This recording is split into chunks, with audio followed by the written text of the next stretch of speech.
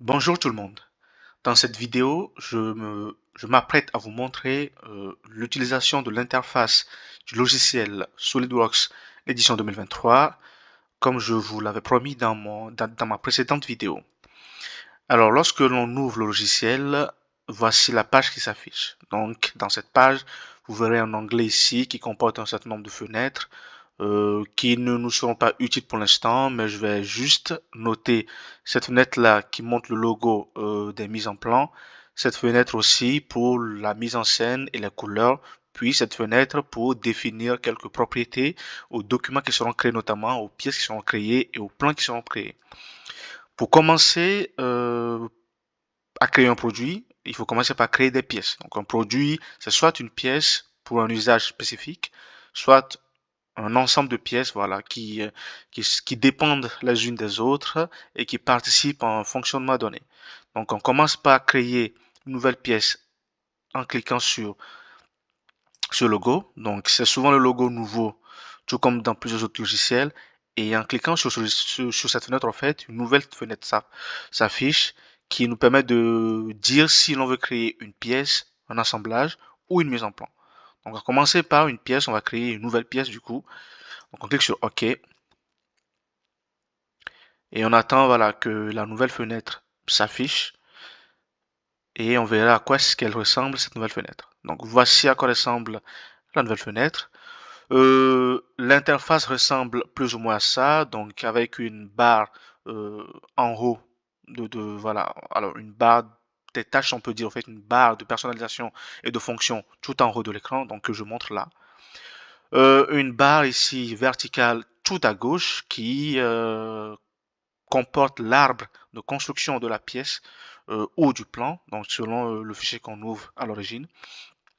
En bas, tout en bas, on a une barre qui précise qu'on est dans l'onglet où on doit concevoir le modèle de notre pièce. Et juste à côté, il y a l'étude de mouvement que vous voyez là pour étudier le mouvement de mécanisme et la cinématique des objets. Alors, juste ici, là où ma souris vous montre, il y a quelques voilà, icônes qui servent à positionner la vue, en fait, à définir la vue qu'on choisit, soit une vue de face, une vue de dessus, une vue de dessous, et ainsi de suite. Et ici, une vue isométrique. Donc, on verra tout ça en détail dans la prochaine vidéo. On a également cet onglet-là qui nous permet de quelquefois cacher certains éléments, notamment les axes, les repères, des esquisses qu'on n'a pas cachées en créant des différentes esquisses, et j'en passe.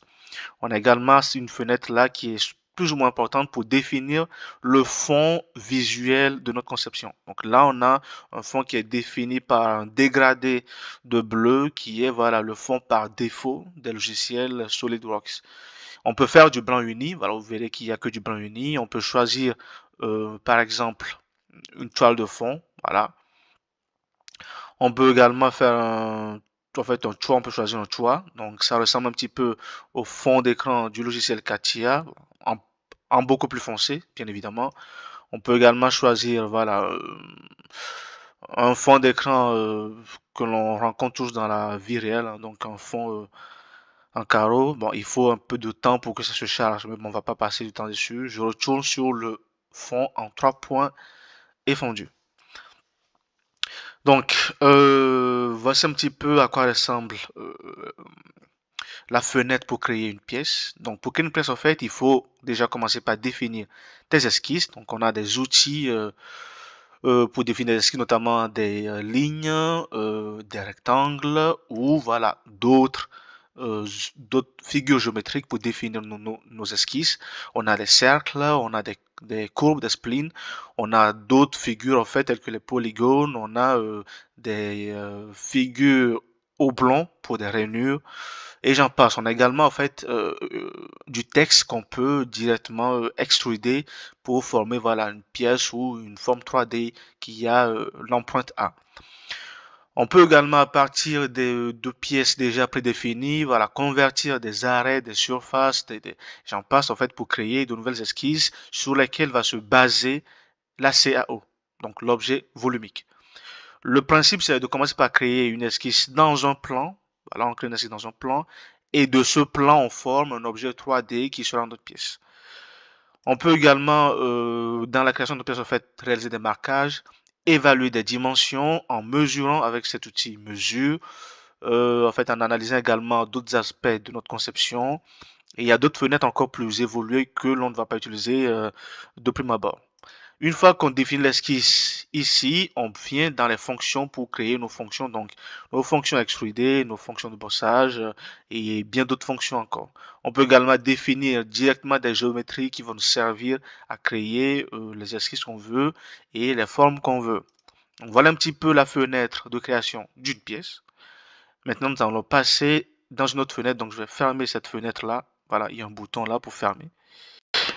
Je ne vais pas l'enregistrer, bien évidemment, puisque je vous montre un petit peu à quoi ressemblent les interfaces. Donc, je vais ouvrir maintenant cette fois-ci la fenêtre assemblage. On l'utilise lorsqu'on a déjà créé des pièces qu'on veut assembler.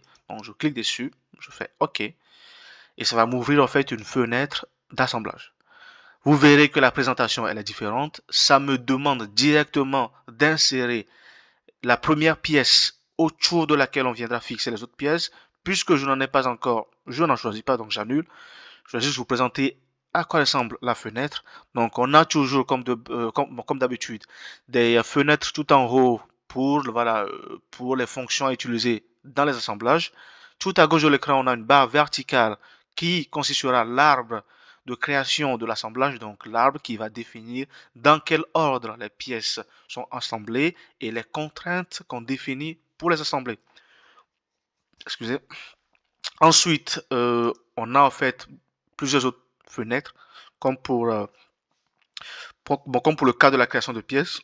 Donc des esquisses aussi qui peuvent être définies et servir dans les assemblages. On a également une fenêtre évaluée pour mesurer les propriétés linéaires, pour mesurer également les propriétés massiques. Bon, vous verrez que tout ça va s'activer une fois qu'on va réellement assembler euh, des, des, euh, des solides et nos pièces. Bien, je vais maintenant passer à la fin. Donc je vais fermer tout ça puisque je ne vais pas réellement assembler. Donc je ferme tout ça. Voilà, donc c'est les fonctions dont je vous parlais tout à l'heure. On aura largement le temps dans les prochaines vidéos de les exploiter, de les utiliser. Et vous saurez à quoi est-ce qu'elles servent concrètement. Maintenant, je vais fermer cette fenêtre également et passer à la dernière fenêtre qui va nous servir dans nos premières vidéos, notamment la mise en plan. Il faut savoir que lorsqu'on crée une pièce, c'est souvent une conception 3D qui représente de manière succincte et de manière arrondie, si on peut le dire ainsi, le solide qu'on va fabriquer.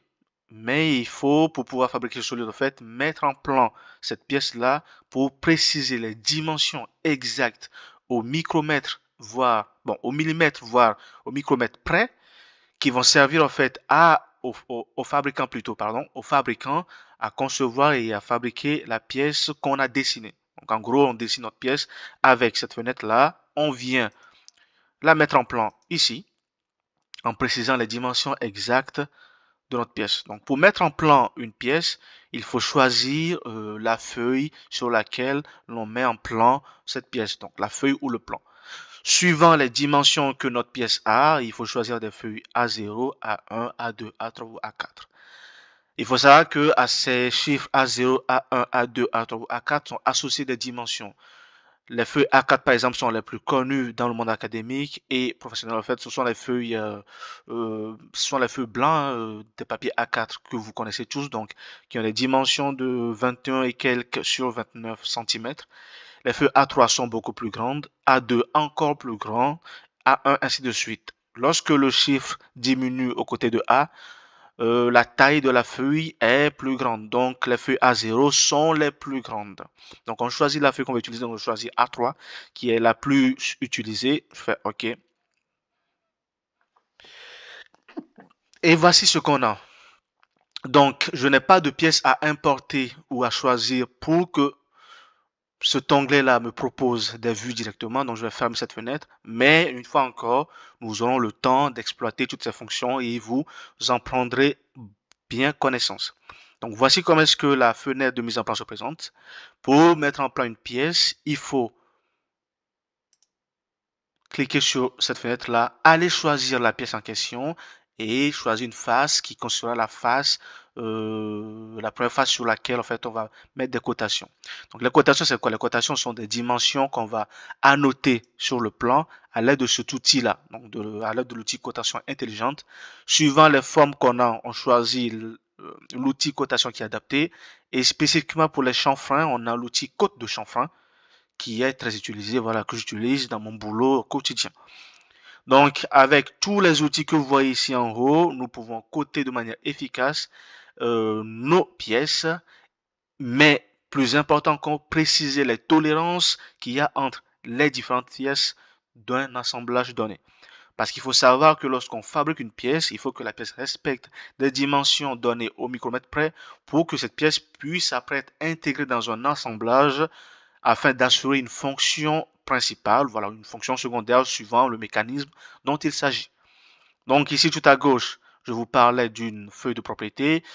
Donc cet onglet en fait permet de définir un descriptif du plan ou de la pièce, les propriétés de matériaux, les projets sur lesquels en fait on travaille et j'en passe ici. Cette fenêtre permet de voir les plans qui sont déjà proposés, plutôt des vues qui sont proposées une fois qu'on installe notre pièce que l'on peut utiliser directement. On verra tout ça de long en large dans les prochaines vidéos.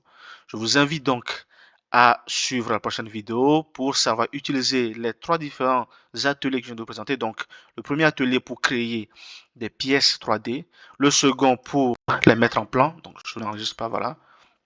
Donc, le premier pour, voilà, pour créer des pièces, le second pour créer un assemblage de ces pièces, un troisième pour mettre en plan ces pièces et faire des nomenclatures pour l'assemblage.